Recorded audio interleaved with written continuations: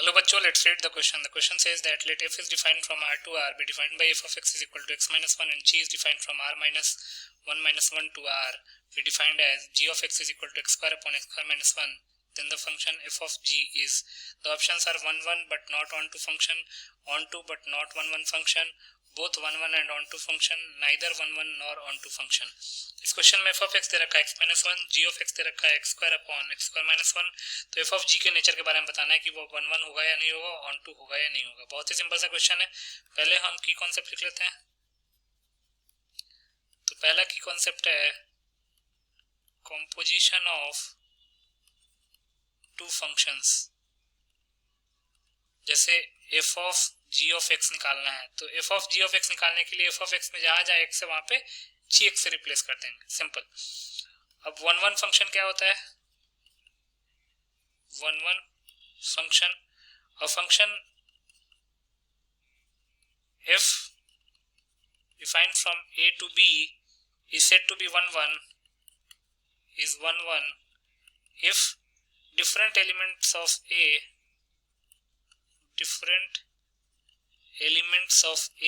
have different images in b, have different images in b. कहने का मतलब ये है कि ए के डिफरेंट एलिमेंट्स के लिए बी में डिफरेंट इमेजेस होनी चाहिए. मतलब कि हर एक एक्स पे डिफरेंट वाई मिलना चाहिए. मतलब अगर मान लीजिए हमारे पास 3 एक्स है तो हर एक तीनों एक्स पे 3 डिफरेंट वाई मिलने चाहिए. ये 1 1 फंक्शन होता है. अब हम ऑन टू फंक्शन की बात कर लेते हैं. तीसरा ऑन टू फंक्शन तो लिख सकते हैं a function f defined from a to b is on to if range is equal to codomain. अगर रेंज और कोडोमेन फंक्शन का इक्वल है तो फंक्शन जो है वो ऑन टू फंक्शन कहलाता है. तो इन तीनों की कॉन्सेप्ट्स को यूज करके इस क्वेश्चन को सॉल्व कर लेते हैं. गिवन फंक्शन क्या दे रखा है? Given that f of x is given as x minus 1, f of x is given as x minus 1 where f is defined from R to R, f is defined from R to R और g of x क्या दे रखा है हमारे पास?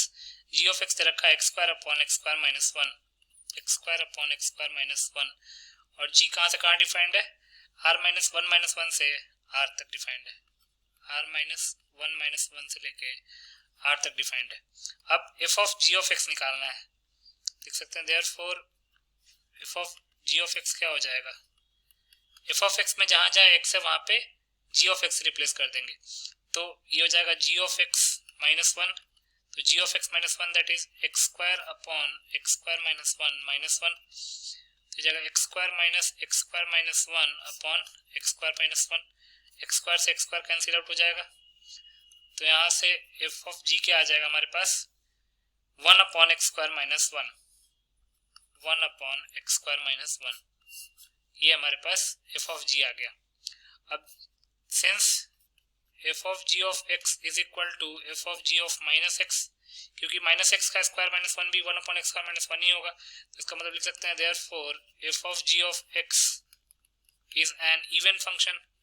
और even function का मतलब क्या है कि x पे जो वैल्यू दे रहा है वही माइनस एक्स पे भी वैल्यू दे रहा है. मतलब 2x पे सेम y मिल रहे हैं और 2x पे अगर सेम y मिल रहे हैं तो फंक्शन 1 1 तो नहीं रह जाएगा, क्योंकि 1 1 फंक्शन होने के लिए हर एक x पे डिफरेंट y मिलने चाहिए.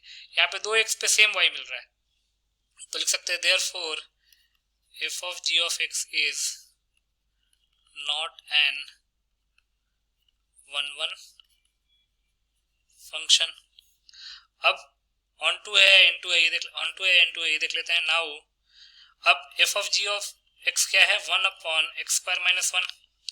तो लिख सकते हैं since 1 upon x square minus 1 can never be 0, कभी 0 नहीं हो सकता है.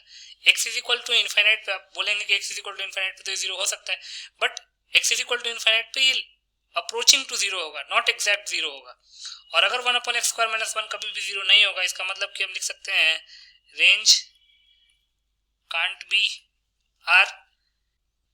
रेंज r नहीं हो सकता क्योंकि रेंज में से 0 हटना पड़ेगा, क्योंकि 1 upon x square minus 1 कभी 0 हो ही नहीं सकता है. और रियल नंबर में से अगर कोई एक नंबर भी रेंज में नहीं है तो इसका मतलब कि रेंज r नहीं होगा.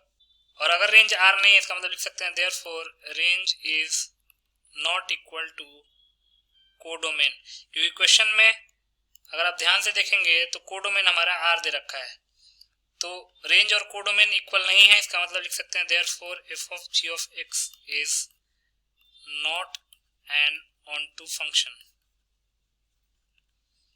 तो इसका मतलब ये 1 1 भी नहीं है और ऑन टू भी नहीं है, तो इसका मतलब लिख सकते हैं therefore F of G is neither 1 1 nor onto. अब देख लेते हैं किस ऑप्शन में लिखा हुआ है, नाइदर 1 1 नॉर ऑन टू, ये डी ऑप्शन में लिखा हुआ है, तो डी ऑप्शन जो है हमारा करेक्ट ऑप्शन हो जाएगा। तो यहाँ से लिख सकते हैं हेंस डी इज द